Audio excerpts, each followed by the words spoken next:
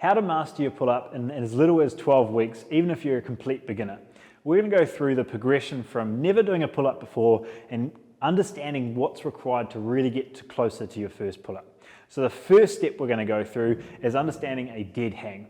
It's going to go through a little bit of stability, getting awareness of just being able to hold that position, and then we're going to get an idea of how a muscle actually works. This is really important simply because it's going to completely depend on what part of the range you are strongest in order to build up from there. Meaning, when we hold an isometric, we're stronger than if we're extending or lengthening the muscle, and then by extending, we're stronger than when we're shortening.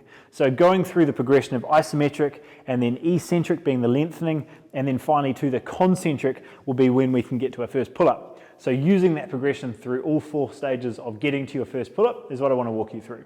The first one, as I mentioned, will be our dead hang. So I'm just going to get Rustin to come up and jump on the bar.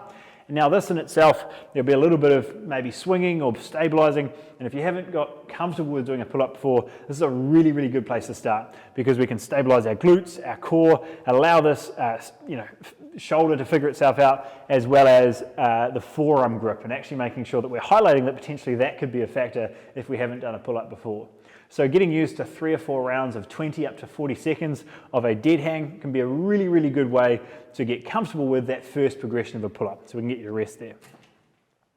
The second variation that I mentioned was the isometric. Now, this is where we're simply holding one position and getting the body comfortable with that. You'll be mindful that you'll likely be a little bit shaky here to start because your body's trying to figure out how to contract the muscles in that one position.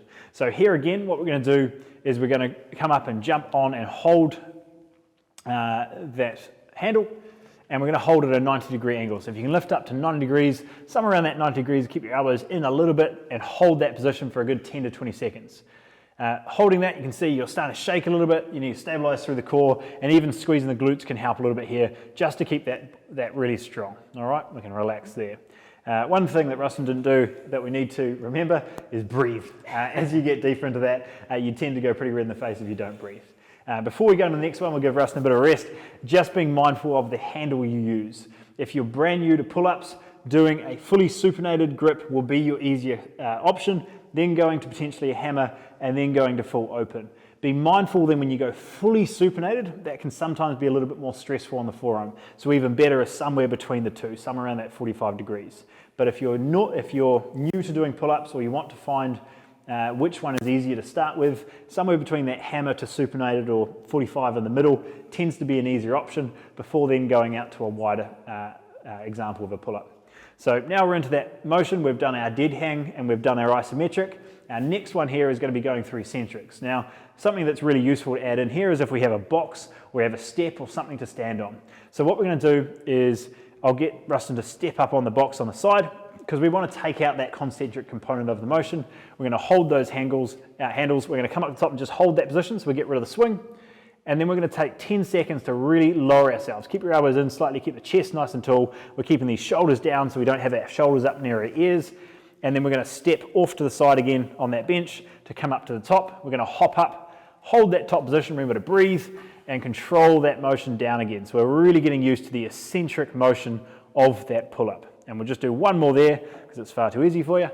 Jump up the top, hold that, keep the elbows in, chest tall, keep those shoulders down, and we're extending that down. Now this will be where we start to get a little bit of challenge with this motion, and we can relax there at the bottom, okay? So if you get a little bit tired, you can't do another rep, even adding in a bit of a dead hang there at the bottom can be beneficial as that phase 3 of a pull-up, right? Now we're in a position that we've gone through a full hold, an isometric, and then the lengthening. If we still feel we're not confident enough to do a full pull-up at this point, usually that lengthened position of the bicep may need a little bit of work. So adding in a fully extended incline bicep curl, or simply a normal bicep curl, really emphasizing that stretch, can be sometimes a factor in this last position. But likely now that we've gone through the isometric and now the eccentric of that motion, we should now be in position to do a pull-up. So like I mentioned, in order to do your first pull-up, keep the core and your glutes nice and stable, keep your chest nice and tall, and really make sure that we keep those shoulders pulled back. A lot of time when we go into a pull-up position, we think about pulling up and getting that chin up over the bar, and our shoulders tend to come up here. So really be mindful of how we're using the back rather than just letting the shoulders, arms, and anything that will contract do that pull-up. So in this last motion, we'll just go for 2 reps. Let's stick to a nice easy handle in that hammer grip roughly. And we're just focused on keeping the glutes core nice and tight, chest stays tall, and we're going from a dead hang right up to the top, keeping that chest tall. Now be mindful for you that the goal is to keep these shoulders locked down to really make sure you're working the back rather than just your ego, and try to make sure that we're squeezing this, not just the biceps there at the top. All right, and you can relax. And that is your 4-step progression to getting to your first pull-up.